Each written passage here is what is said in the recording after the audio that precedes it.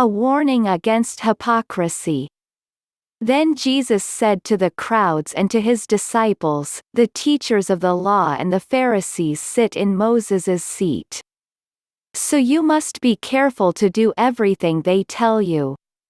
But do not do what they do, for they do not practice what they preach.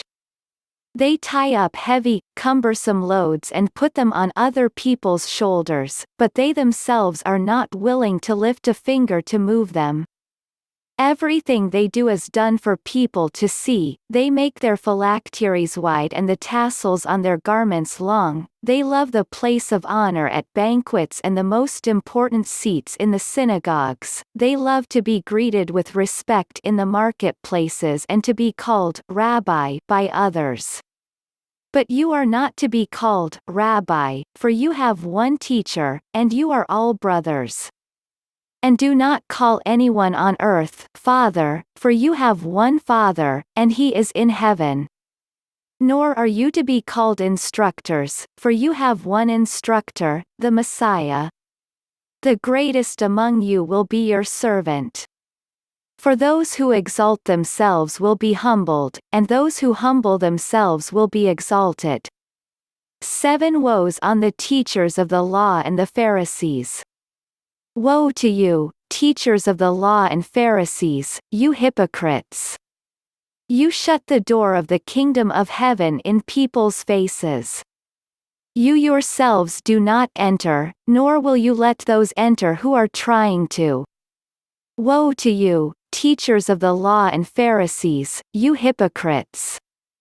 You travel over land and sea to win a single convert, and when you have succeeded, you make them twice as much a child of hell as you are. Woe to you, blind guides! You say, if anyone swears by the temple, it means nothing, but anyone who swears by the gold of the temple is bound by that oath. You blind fools! Which is greater, the gold, or the temple that makes the gold sacred? You also say, if anyone swears by the altar, it means nothing, but anyone who swears by the gift on the altar is bound by that oath. You blind men! Which is greater, the gift, or the altar that makes the gift sacred? Therefore, anyone who swears by the altar swears by it and by everything on it. And anyone who swears by the temple swears by it and by the one who dwells in it. And anyone who swears by heaven swears by God's throne and by the one who sits on it. Woe to you, teachers of the law and Pharisees, you hypocrites! You give 1/10 of your spices, mint, dill and cumin.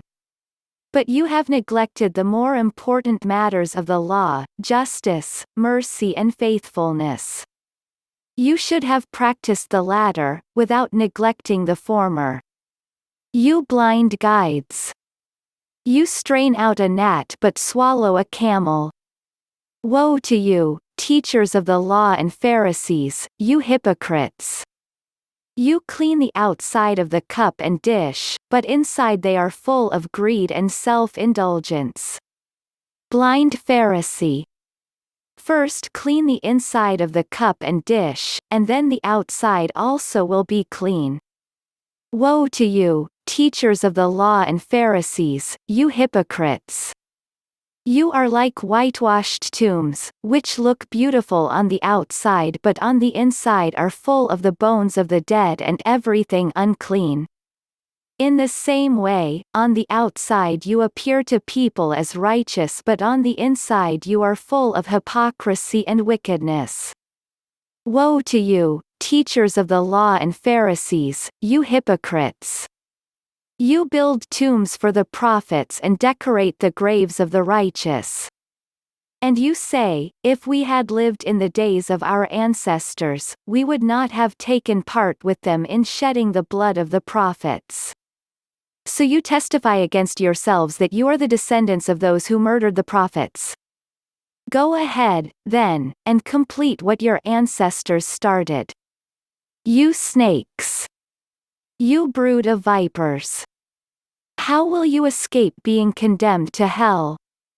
Therefore I am sending you prophets and sages and teachers. Some of them you will kill and crucify, others you will flog in your synagogues and pursue from town to town. And so upon you will come all the righteous blood that has been shed on earth, from the blood of righteous Abel to the blood of Zechariah son of Berechiah, whom you murdered between the temple and the altar.